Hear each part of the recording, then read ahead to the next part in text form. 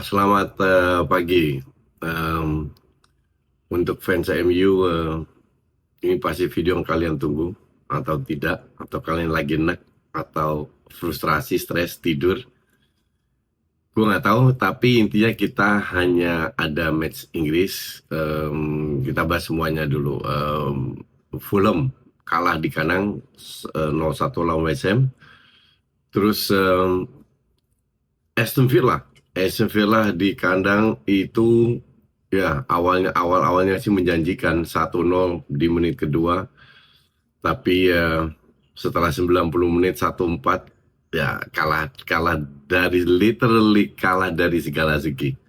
Expected goal Chelsea 3,92, Aston Villa 0,88. Dari sisi shot juga 15-9, kalah dari segala segi. Inilah yang gue selalu bilang sama Chelsea, kalau lagi bagus luar biasa. Joao Pedro cetak hat-trick dan 1 assist, Garnacho pun kasih assist, Palmer 1 gol. Ya ini Chelsea yang ditunggu sama fansnya, Chelsea yang lagi on fire, yang apa ya, yang bersaing untuk masuk Champions League, yang menunjukkan dirinya bahwa layak dijuluki menjadi juara dunia. Tapi ya seperti yang gue bilang, sangat amat tidak konsisten. Dan ya kita lihat next match-nya seperti apa, karena benar-benar hanya Chelsea ini yang nggak bisa diprediksi mainnya seperti apa. Mereka bisa kalah lawan Leeds tapi menang lawan Barca atau PSG. This is Chelsea. Kemarin kalah lawan Arsenal dengan 3 bola mati. Sekarang bangkit lagi. Kita lihat enaknya di mana Chelsea ini. Man City lawan Forest. Man City lawan Forest. Ya, Man City benar-benar kembali buang peluang ya. Setelah Semenyo cetak gol, Gibbs White dibalikin. Golnya keren by the way, dengan Backheel, Rodri dan Anderson. Ya, ini juga salah satu masalah dari City. Kalau si Haaland nggak on fire, mereka agak kesulitan, agak bingung siapa yang harus cetak gol. Walaupun dari segala segi di atas kertas menang 70-30%, expected goals 2,02 banding 0,97, 21 shots dibanding 9. Tapi ya, if you don't score goal, susah. 3 big chance miss. Benar-benar sampai di detik-detik akhir itu mereka nge-press, tapi ya somehow mereka susah cetak gol. Jadi ya untuk gue City mah tetap salah satu kandidat kuat. Ini masih semua terbuka. Jadi jangan diremehkan City. Tapi kita lihat yang penting sebagai fans Arsenal, dan Arsenal sendiri sekarang itu semua ada di tangan mereka. Oke. Unggul 7 poin, asumsi 1 match ketinggalan itu City menang, unggul 4 poin. Masih bisa sekali kalah, asal sisanya menang. Asalnya begitu. Masih main di kandang City, asumsi itu kalah. Masih ada 1 poin, bisa nggak Arsenal mempertahankan itu? Itu yang menjadi PR. Takutnya City setelah kekalahan ini, mereka bangkit, mereka fight, berikan segalanya. Itu yang takutin. Nah, Arsenal ketemu Brighton. Ya, gue nggak ngerti ya, Arsenal salah satu yang bikin gue happy dari match ini cuma 3 poin. Mainnya parah, nggak babak pertama, babak kedua. Brighton juga nggak bagus. Lo tahu berapa expected goal? Brighton 0,83, Arsenal 0,43, 0,43 90 menit. Golnya juga deflect. Ya, semua, kalau gue bilang hampir semua main jelek nggak di Brighton. Tapi yang parah, di babak pertama itu Arsenal menguasai. Babak pertama benar kontrol the game, Brighton nggak bisa kemana-mana. Babak kedua, diobok-obok Arsenal. Benar-benar diobok-obok Arsenal. Beruntungnya Brighton nggak cetak gol. Tapi ya, apa ya, Gyökeres, Eze sama Martinelli kemarin nggak bermain bagus. Saka juga ya. Subiman ini udah berapa kali main jelek loh by the way. Terus at this moment Itu untuk Arsenal yang penting 3 poin terus. Bener-bener yang penting 3 poin. Sisanya ya berharap kompetitornya kehilangan poin. Karena dari sisi kebenaran nggak bisa diandelin lagi. Benar-benar nggak bisa. Dan akhirnya Arsenal cetak gol tidak lewat corner kick. Tapi lawan Brighton, ya asumsi Arsenal main jelek, bener-bener jelek banget loh.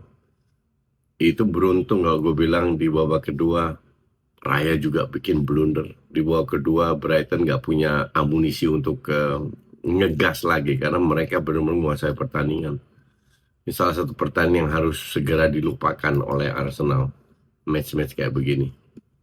Match terakhir itu Castle lawan MU.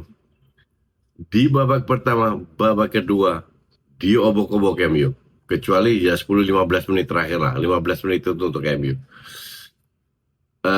Di babak pertama bener-bener gak ada. Ini ku klik statistiknya ya, babak pertama. Ya bener.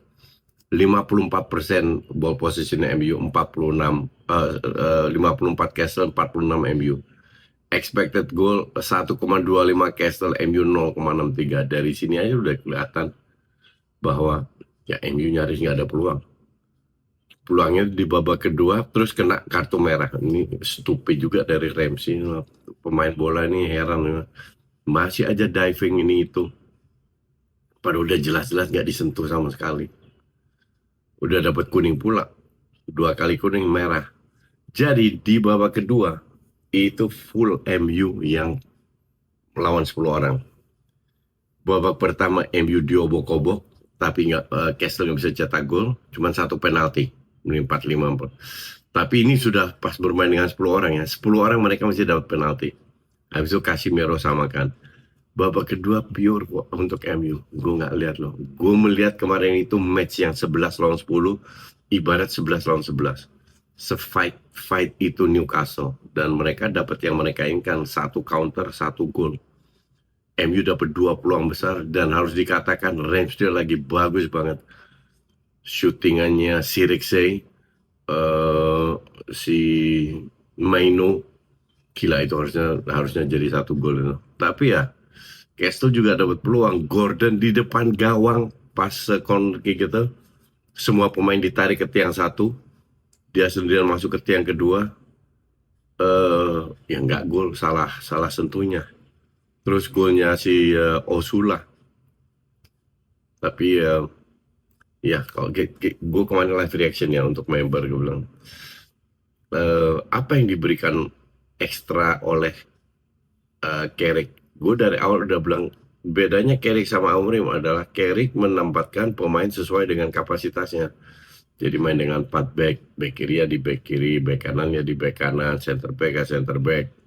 Sesimpel itu. Nilai tambahnya nggak ada nilai tambah. Walaupun MU 8 match terakhir sekali seri 7 kali menang, nyaris nggak ada match yang benar-benar mendominasi dengan strategi yang oke. Lebih karena 2 match 2 lawan beruntun, lawannya kena kartu merah lo. Layak merah. Tapi ya kurang beruntung apa lo. Dan lawan 10 orang pun lu masih kalah. Parah banget. Mereka cetak 2 gol loh, Gordon sama Osula, setelah bermain dengan 10 orang. Ini MU ini parah banget kemarin. Kemarin bener-bener parah. Kalau gue bilang Sesko ini, Mbemo lagi beberapa match terakhir jelek. Dan Sesko menurut gue lebih baik sebagai super sub masuk. Mbemo bener jelek. Si siapa namanya? Kalau Mbemo main sebagai striker, si Ahmad di kanan, lu masih punya 2 pilihan in case lu ketinggalan, yaitu Sesko sama Zirkzee. Bruno, Maino, Casemiro, masih ada si siapa lagi? Ya Malaysia kemarin main, Dalot kemarin main ganti Mazraoui. Mazraoui cedera lagi nih, parah ini Mazraoui. Dikit-dikit cedera. Tinggal tunggu Martinez, Dudley, Mason Mount ini penting banget. Sama Dorgu balik.